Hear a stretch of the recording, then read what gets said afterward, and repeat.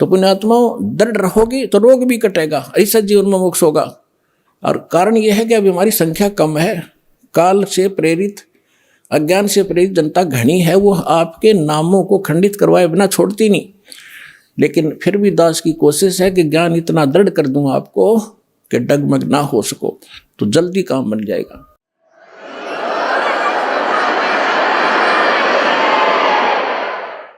कहते हैं अब जैसे प्रसंग चला था, जैसे कान बंद करके धुन सुनते हैं, धुन कि हमें धुन सुनती है और न धुन। अब नाम तो तुम जाप क्या करते हो और धुन सुनने का दावा करते हो, हमने सतलोक वाली सुनगी। अब धुन क्या चीज है और मंत्र क्या चीज है? जैसे एक ढोल होता, ढोलक, ढोलक के बजाने का एक विशेष डंडा सा होते हैं, छोटे छोटे डंड की ही, और उनको ही लगाने से, बजाने से उसकी वो वही आवाज निकलती है जो ढोल की होनी चाहिए। और उस ढोलक के उन विशेष डंडियों की बजाय अगर जूते निकाल के मारने लग जाओगे, उनकी भी आवाज आवेगी, लेकिन वो विशेष डंडी वाली नहीं आवेगी। वो सुर में सुर नहीं मिला सकती उस बाजे उन औरों के साथ, तो व्यर्थ है, उसको भगा दिया जाएगा। क्या बकवास कर रहा है तू, तेरा सुर में सुर नहीं मिल रहा। तो जो ये नाम जाप करते हैं काल के, धुन सुनते हैं इसमें, तो वो ढोल का जूत्या वाली आवाज सुन रही है, उनको वो आवाज भी ना सुन जो आसपास सुननी चाहिए। तो इस सत्य नाम के जाप से जो आपको यहाँ धुन सुनेगी, लेकिन इस धुन को सुनकर हम करेंगे क्या? हमने तो वहां जाना जहाँ से धुन आ रही है, ये धुन न चाटेंगे हम, कोई बात है? हम तो वहां जाएंगे जहां से धुन यहाँ आ रही है, वहां पहुंचेंगे, तब जाकर बात बनेगी। अब जैसे ये संसारिक लोग ढोल ढाल बजाते हैं, कब? जब विवाह होता है। अब हम गांव के बाहर बैठ कर ढोल सुने जाकर, ढोल सुने भाई, तो क्या वहाँ लड्डू जलेबी मिल जाएंगी? लड्डू जलेबी तो वहाँ मिलेगी जहाँ वो ढोल बज रहा है, वहाँ जाना पड़ेगा। तो इस प्रकार हमने सतलोक जाना पड़ेगा, वहाँ सब सुख प्राप्त होंगे। इस धुन से कोई लाभ नहीं, बजो सुनो ना सुनो। आपको जो मंत्र दे दिया, इसे अपने आप वो बज रही है, अपने आप सुर खुलते चले जाएंगे। इसमें असंख्य धुनें हो रही हैं शरीर के अंदर, वो धुन न्यारी है इनसे। कोई है रे परले पार का, जो भेद कहे झनकार का। गरीबदास जी कह रहे हैं कोई है उस परले पार का, यहाँ मुझे बताओ, और वो धुन का भेद बताओ जो धुन वहाँ है परले पार, यानी सतलोक में। ये नकली धुनें हैं, यहाँ पर जो तुम सुन रहे हो ये धुन वो नहीं है। गरीबदास जी क्या कहते हैं? कोई है रे परले पार का, जो भेद कहे झनकार का। कोई है रे परले पार का, परले पार यानी सतलोक में कोई गया हुआ वापस आया हुआ हो तो बताओ मुझे। ये खुद होकर आए थे, उस धुन को सुनकर आए थे, कानों से सुनकर आए थे।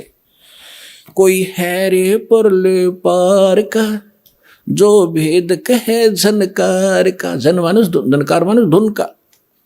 वारही गोरख वारही दत्त, वारही धरु प्रहलाद अर्थ। ये तुम्हारे गोरख भी इधर ही, वारवन उर्ली साइड। वारही गोरख वारही दत्त, दत्त मान दत्तात्रेय जी, और ध्रुव और प्रहलाद ये सभी इधर ही हैं, काल के ही जाल में हैं। वारही गोरख वारही दत्त, वारही ध्रुव प्रहलाद अर्थ। वारही सुखदेव वारही व्यास, वारही पाराशर प्रकाश। वारही दुर्वासा दरवेश, वारही नारद सारद शेष। वारही भर्तरी गोपी चंद, वारही सनक सनंदन बंद। वारही ब्रह्मा वारही इंद्र, वारही संस कला गोविंद। वारही शिव शंकर जो संभ, वारही धर्मराय अर्भ आरंभ। वारही धर्मराय धर धीर, परम धाम पहुँचे हे कबीर। रग यजुषाम अथर्ववेद, परम धाम नीलय हा भेद। अलल पंख अगाध भेव, जैसे कुंजी सुरती से। वार पार थे हाना था, गरीबदास निर्गुण निगाह।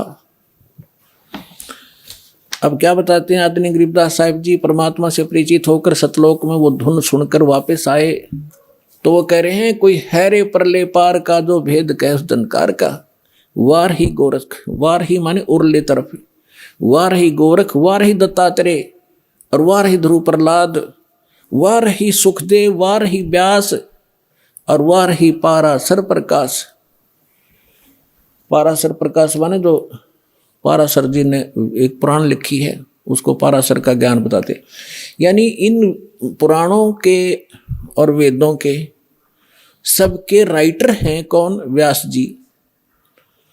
और ये ज्ञान व्यास जी का अपने सत्र का वो तो पुराणों में है। वेद ज्ञान और गीता ज्ञान जो है ये वेद व्यास के सत्र का नहीं है। वेद व्यास जी के अंदर एक ऐसी एक गुण दृष्टि दे दी जाती है, दिव्य दृष्टि, जो भी हम वचन शब्द बोलते हैं ये कभी नाश नहीं होता, ये ब्रह्मांड में घूमता रहता है, पूरे के पूरे सेंटेंस घूमते रहते हैं। अब भाषाएं बदलती रहती हैं जिस कारण से वो आज ऋषि नहीं समझ पाते। तो परमात्मा एक ऐसा गुण देता है अपने ज्ञान को लिपिबद्ध कराने के लिए, जो वेद व्यास में दिया था। और उन्होंने वेदों को जो भी जैसा था एज इट इज लिख दिया, उसमें अपना कुछ भी नहीं मिलाया। फिर उससे हट करके पुराण भी उन्होंने जिसने जैसा बोला था, गीता ज्ञान जो श्री कृष्ण के अंदर से काल जो बोल रहा था उसको व्यास जी नहीं पहचान सके।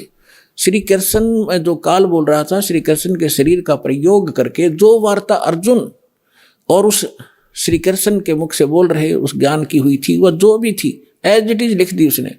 जो संजय ने बोला, धृतराष्ट्र ने बोला, फलाने ने बोला, वो सारा कुछ लिख दिया। इसमें इसका अपना कोई रोल नहीं। और इसका रोल होता फिर ये इसमें पूछता है ये देवी पुराण के अंदर प्रथम स्कंद में कि हे भगवान, उस नारद जी से पूछ रहा है कि सृष्टि किसने रची, कैसे रची। नारद जी बता रहे मैंने अपने पिता से सुनी नो। तो उनको ज्ञान होता है व्यास जी को, तो वो अपने ही तरफ से लिखता और अपना ही ज्ञान बताता।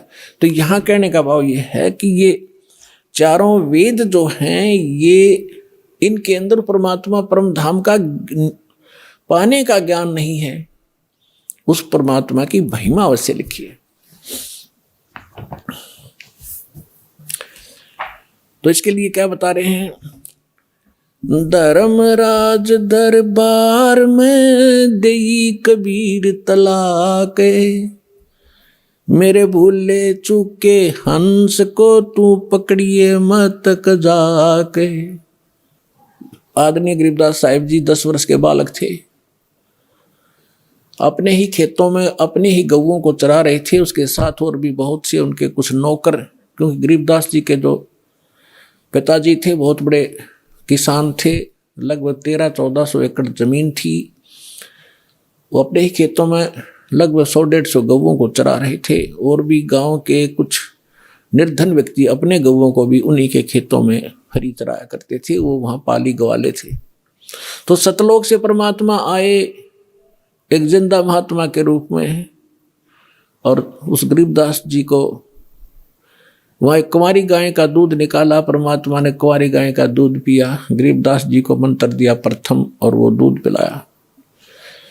उसके बाद गरीबदास जी को लेकर के उनकी आत्मा को ऊपर ब्रह्मांड सब दिखाकर, ब्रह्मा विष्णु महेश धर्मराज का सब दिखा करके सचखंड ले गए। पीछे से संत आदरणीय गरीबदास साहिब जी 10 वर्ष के बालक को मृत जानकर चिता पर रख दिया था। अंतिम संस्कार करने वाले थे, उसी समय परमात्मा ने आत्मा को ऊपर से पूर्ण रूप परिचित करा के, सारा ज्ञान दिखा के, अपनी समर्थता से परिचित करा के वापस छोड़ दिया।